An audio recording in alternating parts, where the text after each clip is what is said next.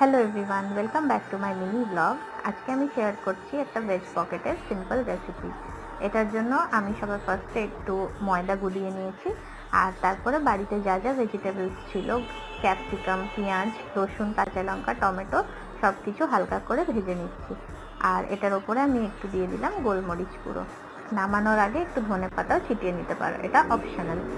এবারে আমি যেই ময়দার গোলাটা গুলিয়ে রেখেছিলাম সেটা হালকা একটু অয়েল ব্রাশ করে ধোসার মতন করে ছড়িয়ে দেব। এবারে এপিট ওপিট দুপিট একদম ব্রাউন করে ভেজে নেব। তো আমার এক পিট ব্রাউন হয়ে গেছে। এবার এটার মধ্যে আমি আমার ভেজিসের মিক্সচারটা দিয়ে দেবো। দিয়ে ঠিক একটা র্যাপ বা পকেটের মতন করে তোমরা তোমাদের ইচ্ছে মতন শেপ করে মুড়ে নিয়ে আবার হালকা তেল দিয়ে ভেজে নিতে পারো। তো আমার ভেজিটেবল পকেট একদম রেডি।